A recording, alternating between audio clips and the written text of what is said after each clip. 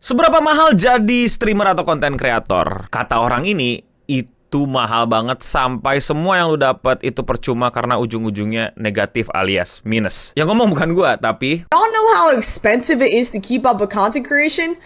You could get a 10K check from Twitch. What the is a 10K check when you gotta spend 5K on trips just to travel, $500 on setup, $2,000 on your rent, $200 on Wi-Fi, $200 on IRL toolkit. You gotta pay the clippers, pay your YouTube editor. hah, emang semahal itu ya jadi streamer sama konten kreator? Apa bener kayak gini dia ngibul atau gimana sih?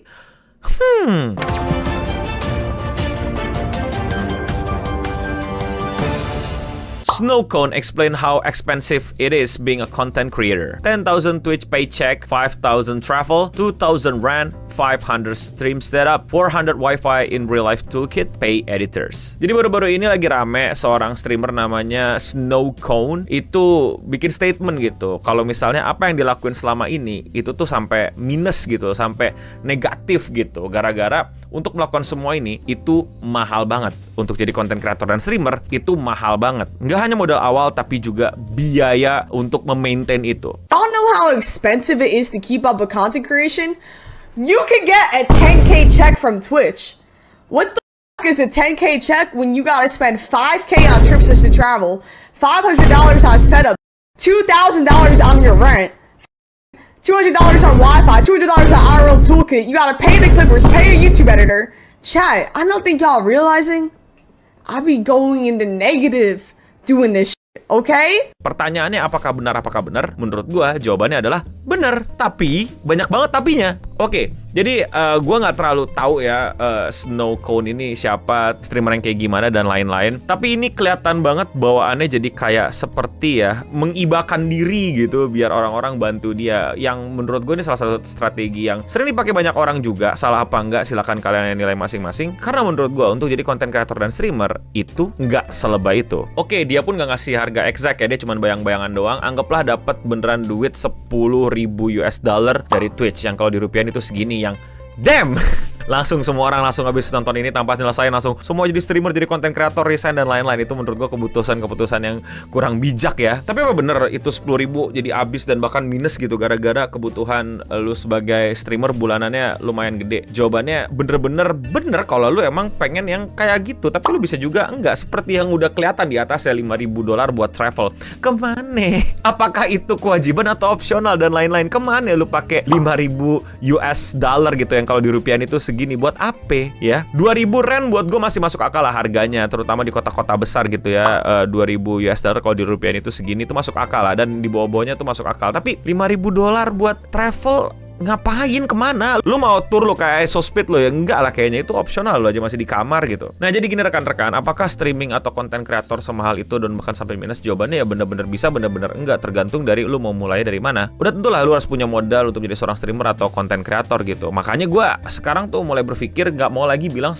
streamer atau konten kreator tuh sebagai pekerjaan gitu, melainkan bisnis lebih tepatnya, karena lu modalin, kadang masuk kadang enggak, kadang dapet duit kadang enggak, dan lu mesti ngitungin tuh pengeluarannya berapa dan lain-lain. Menurut gue yang paling basic yang mesti lu punya pasti alat streaming ya, monitor, CPU dan lain-lain, webcam kalau belum ada, dan internet itu masuk akal lu pikirin dah tuh. Ya adalah 10 juta kepake tuh ya kalau lu pengen yang bener-bener proper gitu. Internet ya anggaplah 500.000 per bulan. Udah cukup, udah bisa gitu ya. Udah lumayan oke gitu. Bahkan untuk in real live stream lu bisa pakai handphone doang. Udah banyak sekarang toolsnya. Habis itu ya udah tinggal streaming. Nah, tapi ada beberapa orang itu yang emang menurut gua entah ngibulin emaknya, entah emang ngibulin diri sendiri atau gimana, kayak memulai menjadi streamer dan konten kreator itu dengan wah gitu loh.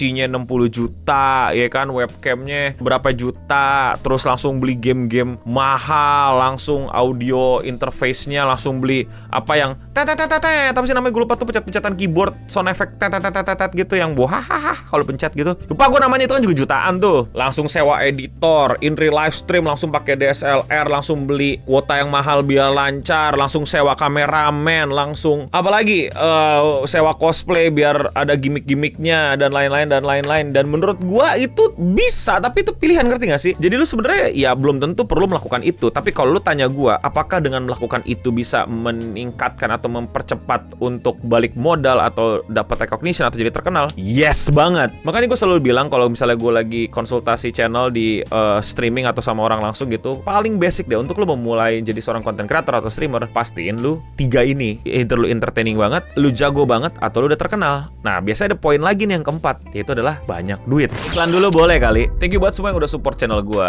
terutama sama yang member, alias yang klik tombol join di bawah atau tombol gabung. Yes, harganya cuma 10.000, tapi itu benar-benar bisa nge-support gue untuk terus bikin video-video kayak gini. Buat kalian yang udah join, gue ucapin terima kasih. Buat yang belum join, jangan lupa jadi member di sini. Namanya beda, punya avatar sendiri, dan lebih kelihatan kalau komen. Dan kalau 50.000, kalian bisa nyaksiin beberapa video live streaming gue yang nggak gue tampilin ke publik. Thank you Singamari Aristoteles, thank you Singamari Leo. Yang belum bisa jadi member nggak apa-apa, tetap thanks buat semua supportnya, like, comment, subscribe dan lain-lain, atau sebarin video ini, atau di klip juga boleh. Now back to the video. Kenapa banyak duit ini bisa menjadi semacam jalan pintas untuk lo bisa cepat terkenal dan naik namanya? Ya gampang banget. Pertama deh, duitnya bisa dipakai buat bayar orang. Yes, ada loh kolaborasi yang berbayar dan gue nggak merasa itu hal yang salah. Bisa-bisa aja. Gue pernah ditawarin juga, cuman sayangnya gue tolak karena nggak cocok waktunya atau mungkin gue kurang klop sama orangnya. Bisa kan? Asal punya duit. Ya, gue nggak bilang semua kolaborasi besar di streaming itu pakai duit-duitan gitu. Biasanya ya karena saling kenal, terus yang satu juga pengen promoin sesuatu, atau yang satu emang pengen masuk dan coba untuk kenalan, atau emang dasarnya udah temen, atau temen ketemu temen, itu bisa juga. Tapi yang berbayar pun juga ada. Dan tentu saja yang makin luar biasa gimmicknya gitu, yang makin luar biasa aneh streamingnya, ya bisa cepat terkenal juga. Misalnya lu kalau streaming kan apa ya, kalau portal kan suka keluarin duit tuh kalau ada yang stream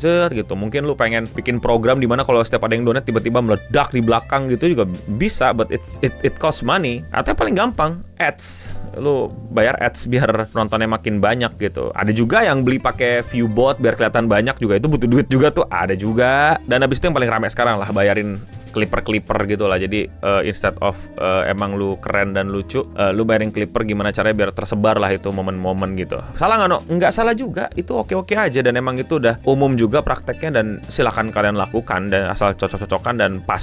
Jangan salah, gue juga pakai clipper, tenang aja. Cuman ya masih upload ke akun gue sendiri.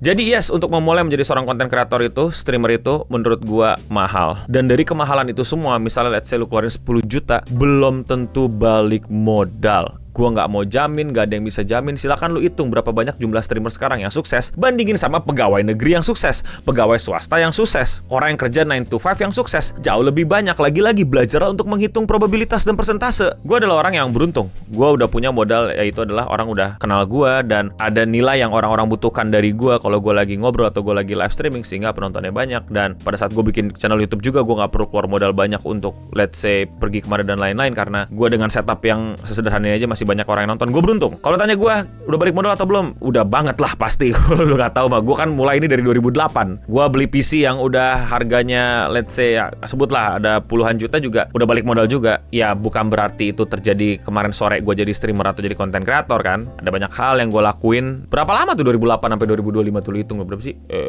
Ada nggak 12 tahun? Lebih ya? 16 tahun sekarang, 2026. Anjir, gue salah ngitung gak ya? Komen di bawah. Nah, lu coba bertahan gak lu 16 tahun untuk ngelakuin ini semua? Yang lu lihat sekarang lagi rame, apakah emang udah untung? Kemarin denger kan lagi rame tuh, gak untung-untung, tapi rame ditonton. Jadi ya, bisa juga bener bahwa lu jadi content creator bukannya untung, malah minus. Makanya gak semua orang cocok jadi content creator. Walaupun tidak banyak pekerjaan, tapi masih banyak jenis-jenis pekerjaan yang menurut gua lu silakan cobain. Gua pribadi ya beruntung gua dengan kayak bikin konten kayak gini doang, pencet tombol record pakai webcam, ditonton, rame, dapat AdSense. Ya beruntung, tapi bukan beruntung yang hari ini, dan ini keberuntungan yang gue bangun. Gimana ya, kata-katanya apa ya, bukan beruntung kayaknya, gue kurang suka kalau dibilang beruntung. Nah, buat yang baru mulai, udah tiba-tiba modal 20 juta, terus bilang ke emaknya butuh duit 30 juta buat jadi streamer, nanti tahun depan udah balik modal, nah gue meragukan. Tapi kalau menurut kalian bagaimana? Atau kalian punya pertanyaan lain mengenai dunia live streaming atau content creator? Silahkan taruh di komen di bawah. Gue daripada struggle ngurusin duit, gue lebih struggle ngurusin ide konten buat besok itu apa. Mau dikritisi, mau disanggah, komen di bawah. Kalau kalian suka sama pembahasan dunia live streaming kayak gini dan mau support gue, klik tombol subscribe atau tombol like. Video yang Penguin Nihilis, ini ada komentar yang menarik gitu, yang gue juga ada sebutin di video, dan menurut gue mungkin bisa jadi pertanyaan buat kalian semua yang bisa kalian jawab sendiri. Dari Stup Strip P, apakah aku tersesat? Enggak kan? Everyone in 2026. Ya, apakah kalian tersesat? Apakah kalian ada di jalan yang oke? Atau kalian bahagia tersesat? Atau kalian tersesat dengan senang atau whatever it is. Mau komentar dibacain? Gampang banget, tinggal komen di kolom komentar di bawah. Dan ya, sekian seputar internet untuk episode kali ini. Gue udah mending pamit undur diri, dan untuk kita semua, pikir-pikir lagi deh sebelum jadi konten kreator dan live streamer. Terus ada yang komen, lu biar kurang saingan dan lain-lain segala macam. Bro, kategori gue belum ada pesaingnya. Jadi silakan masuk, biar justru gue butuh pesaing biar jadi 6-7, gak bukan biar apa?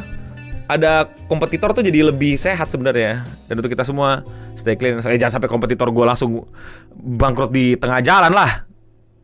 Stay clean and sound.